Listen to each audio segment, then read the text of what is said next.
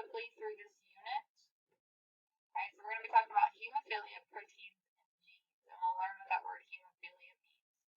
Alright, so our closing task, you guys are going to be able to explain how genes provide instructions for proteins that determine traits. So for our first activity, we're still going to have our warm-up. You guys are going to create a hypothesis on why organisms can make different proteins. And so here are your instructions. You're going to go to that Google Doc on Canvas. Whenever we have these activities, or whenever I tell you we're going to be in the Google Doc, you're going to be in the Google Doc. So open up your Google Doc. You're going to read the paragraph and answer the questions. Right? You're going to have 3 minutes to do the warm-up. Make sure you're answering those questions. I have them highlighted.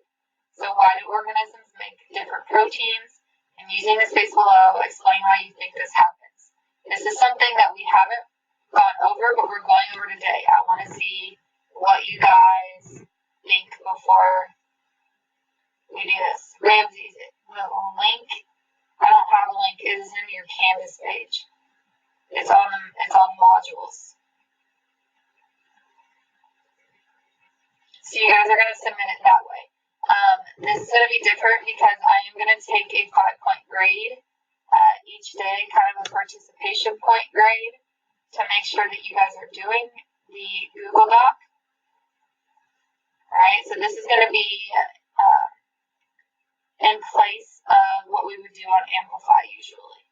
We're not going to type on anything in Amplify. The only reason we would use Amplify is for a STEM, maybe for a reading or a modeling tool. Alright, so today we are looking at a STEM and we are going to be looking at a reading, but I have it linked in the Google Doc, and that's where you will go for those.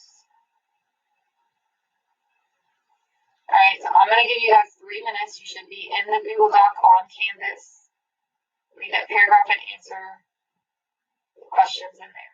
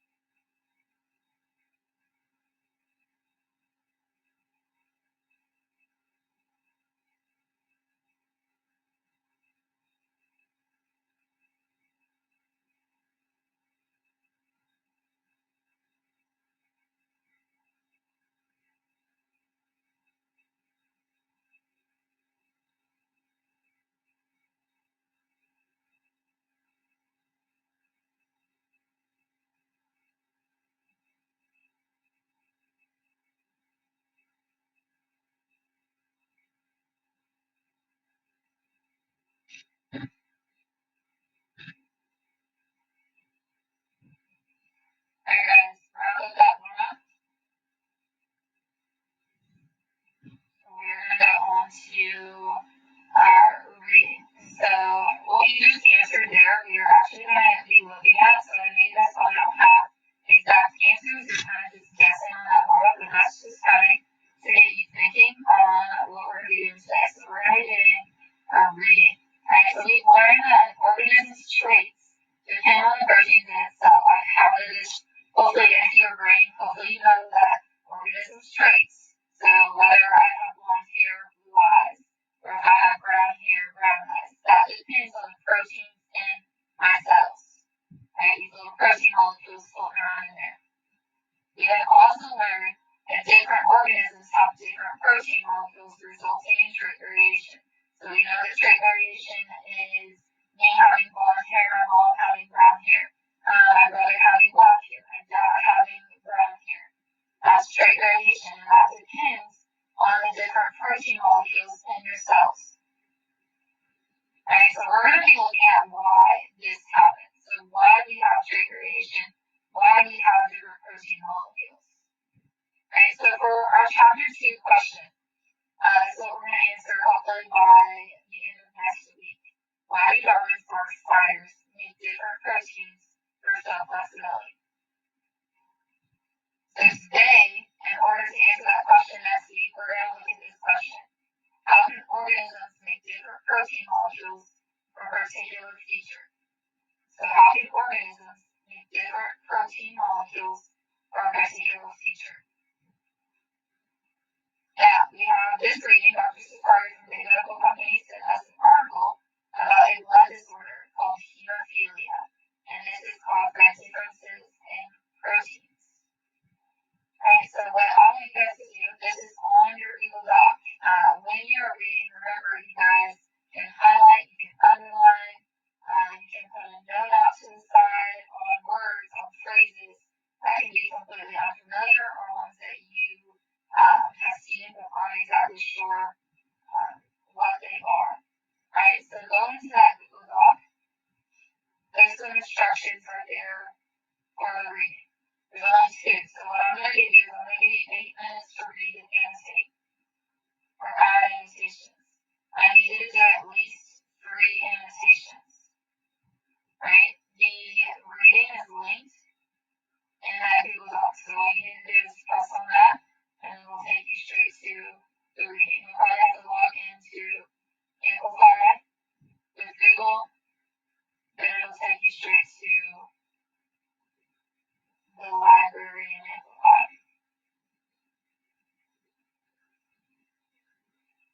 Right, so this is your article. It's a fairly long article, so I'm giving you all 8 minutes. But make sure you add 3 annotations.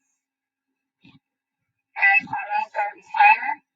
In about 15-20 seconds, make sure you guys are on this article.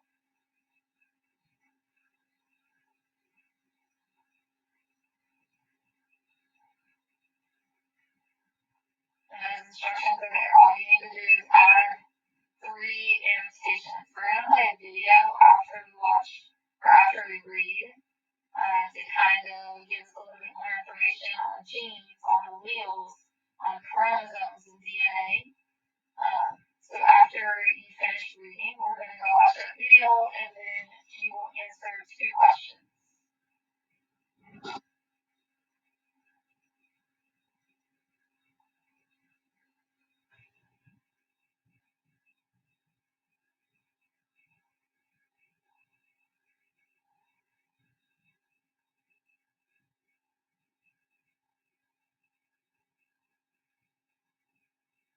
Let's get that wrapped up.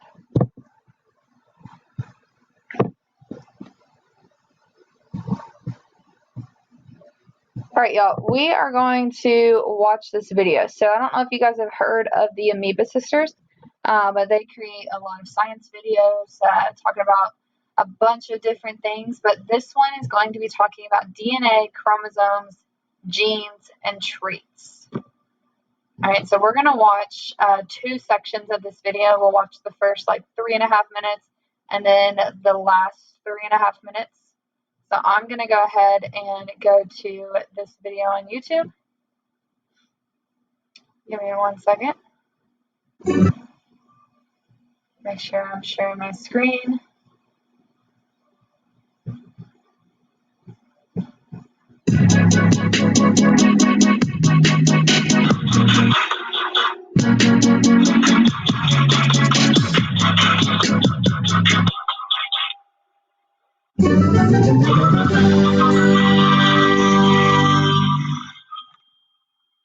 The week before the first day of my first year of teaching, well, over a decade ago, was an exciting time. It was also stressful because I'm a bit of a perfectionist, but a bit of a messy, unable to decorate my classroom kind of perfectionist.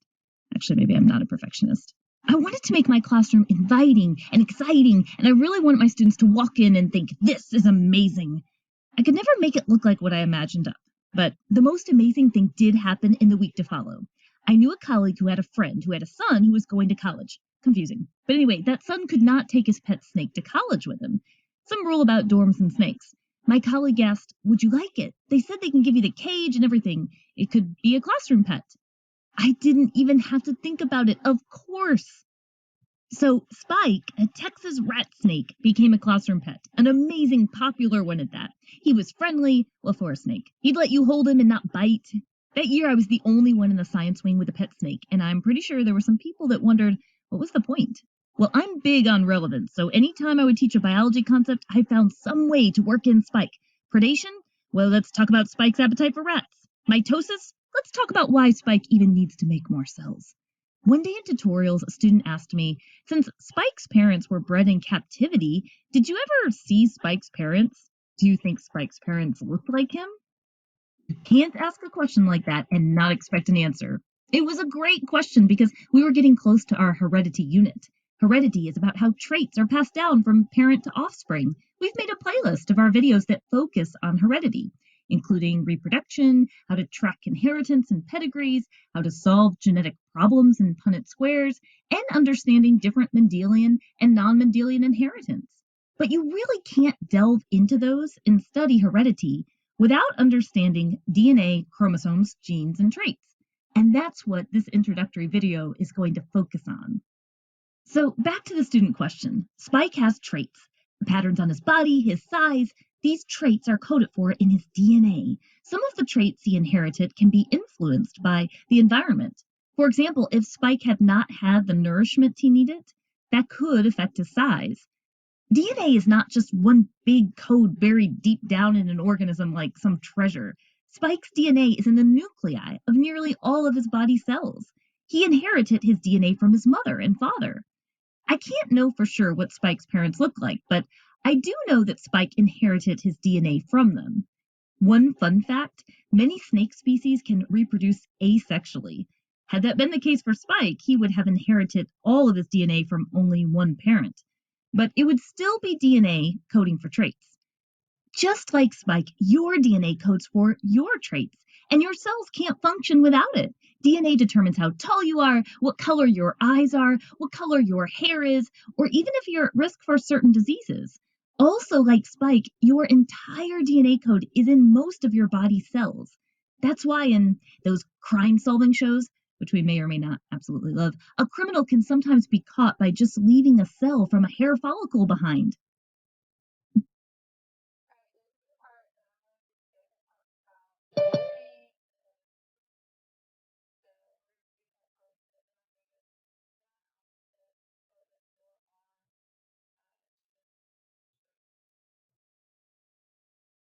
Of DNA make up genes. We can say, for example, that this part of the DNA here makes up a gene. Genes can code for proteins. Proteins have a huge role in expressing a trait. For example, let's consider your own eye color. Human eye color is actually pretty complex. It's determined by many genes. The genes can code for proteins involved in producing the eye color pigment. But proteins coded for by genes, they can play a wide variety of roles besides just your eye color. Proteins are involved in transport, in structure, in acting as enzymes that can make all kinds of materials, in protecting the body, and so much more. We do want to mention that not all genes are used to make protein, and there are parts of DNA that are non-coding. And even though nearly all of your body cells have your entire DNA code, your body cells may only use certain portions of those genes. Genes can be turned on or turned off by a variety of mechanisms. We call that gene regulation. Check out our video on that. Now, you have a lot of DNA. When it's compacted, it can be organized into a unit called a chromosome. Very helpful when you're trying to make more cells and you need to get the DNA into those new cells. Chromosomes in your body involve DNA wrapped around protein structures. Humans have 46 chromosomes. That means nearly every body cell in your body has 46 chromosomes. Human sperm and egg cells, on the other hand, each contain 23 chromosomes. So you receive 23 chromosomes from your mother and 23 chromosomes from your father to give you your 46 chromosomes, your genetic code. So let's do a recap of the big picture. Here's a single chromosome. You see genes on this chromosome. These genes consist of portions of DNA. DNA is made up of nucleotides, and it's these bases here, the sequence of them, that makes the difference in coding for traits. Phew. Understanding this foundation is essential for understanding heredity, whether you're talking about you or Spike. So this may bring up more questions now, like where do dominant and recessive traits come in? What about alleles and how do you arrange those around a Punnett square? Well, you can explore those concepts and more in our heredity playlist. Well, that's it for the Amoeba Sisters, and we remind you to stay curious.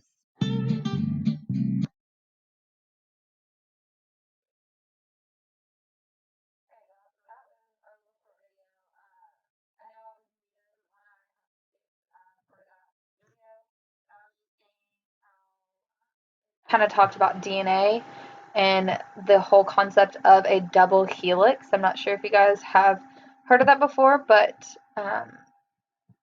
we are just going to skip that because I don't think that's as important right now as talking about genes and traits. It goes into a little bit more depth than I would like to go right now. All right, so what we're going to do is I'm going to give you guys some time to answer the 3 questions on our Google Doc. Whoops, I accidentally stopped sharing. All right, so when you're on your Google Doc, you should see right under the reading that it has those 3 questions on it.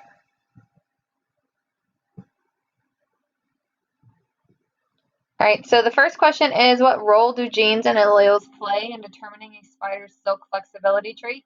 And so I know that the article and the video did not really talk about they didn't talk about spider silk flexibility, but you did learn a lot about genes and alleles and how they play a role in determining our proteins, determining our traits. So I need you to think back to what we've learned about spider silk flexibility and this new thing about genes and alleles, and relate those. Instead of relating genes and alleles to what's happening in our body, relate them to what's happening in the spider's body, which is not different. All right. The second question is, how are protein molecules, genes, traits, and chromosomes related? Right, think back to the video. Also, there's a picture on your reading. There's a picture on your reading that will kind of help you out with this question as well. So what I'm going to do is I'm going to give you guys probably about 5 minutes because after this we do not have too much to go over. So I'm going to let you guys have 5 minutes. I know these questions can be a little tricky. So I'm going to put up a 5-minute timer for you guys to answer those 2 questions.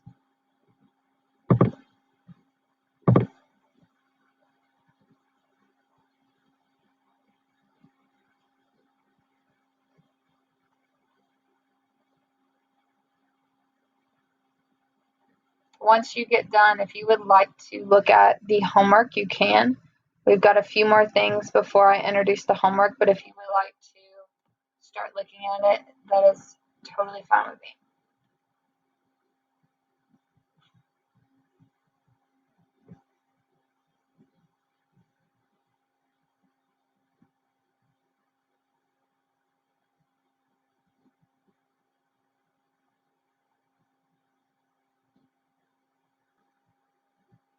All right, y'all. So those 2 questions should be answered. We just got a few more things. All right, y'all. So those 2 questions should be answered. Those 2 questions should be answered. We just have a few more things to go over, and y'all are going to be able to get out of here. All right.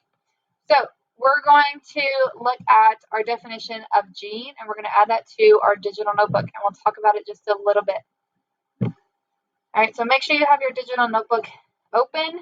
This is the only thing that we are adding today. If you would like to add some important ideas to the lesson 2.1 screen, I would advise you to do so, but this vocab word is going to go on that first page of chapter 1. It should say chapter 2. It should say chapter 2 vocab. Right, so this vocab word is genes. You guys saw this in the video, you guys saw this in the reading. And so gene means an instruction for making a protein molecule. Gene is an instruction for making a protein molecule. We'll look at it a little bit more tomorrow. I mean, not tomorrow, but Thursday, as to why it's an instruction and why a protein molecule is not made up of a gene.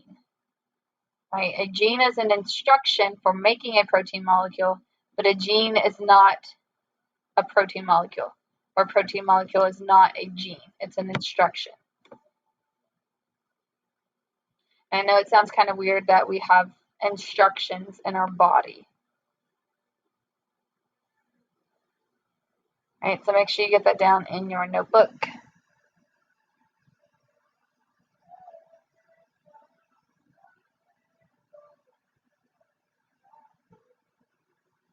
All right, so genes are important because they are the instructions for how to make the protein molecules for all the traits an organism has.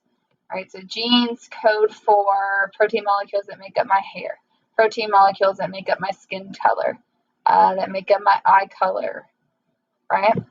So you guys read that hemophilia is a blood disorder. It occurs when a gene doesn't have the right instructions for making the clotting factor protein. And so we would call that a mutation, right? If something goes wrong with making your protein molecules, then that is what it is called. It's a mutation. All right, so for the last 2 activities, you guys have your homework and you have the exit slip. So for your homework, it is also on your Google Doc. You don't have to go type in Amplify, but you do have to go to the sim and Amplify. Right? So for the homework, you're going to observe what happens when you alter the genes of a spider and then record your observations. Alright, so go ahead, if you want to do this right now, perfect. But you're going to be in your Google Doc, and it has the instructions here. Alright, you can click there for the sim, you're going to launch it, and follow the steps below. And so the big thing here is that number 3. So if you press on the black boxes in the upper right corner of the screen, you're going to change the gene versions. And so what that means is when you see something like L1 or L2, like F1, F2, I'm going to go show you guys where that is. Hold on, it's not letting me get into Amplify. Give me 1 second, guys, and I'll show you in the sim where this is going to be.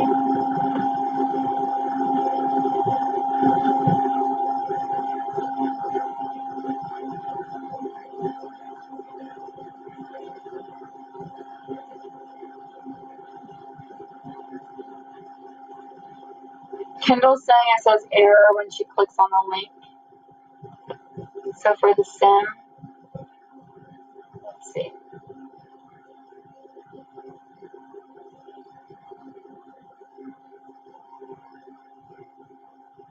That's not good. Alright, so what I want you guys to do,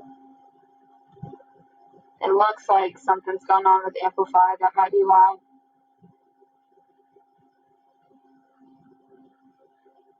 It loaded the reading for us, though. I think something is going on with Amplify right now. You guys may have to come back to this homework because I think it's on Amplify and not that link. Because you may have to come back to this homework. Alright? So go ahead and move on from that homework, and what you can work on before that homework is the exit slip. Alright, I'm going to publish the exit slip here in a second, so you guys can go in and do that. Alright, these are the extension links if you want to look a little bit more at these. We're going to be watching this mutations video tomorrow. I mean, not tomorrow, but Thursday actually. Alright, that is all I have for you guys today. Make sure that you do the exit slip and come back to the homework. I'm sorry that Amplify is kind of giving us a hard time these last 2 weeks. But go back in there and you can do that. Alright, if you guys have any questions, just let me know. You guys can email me, and if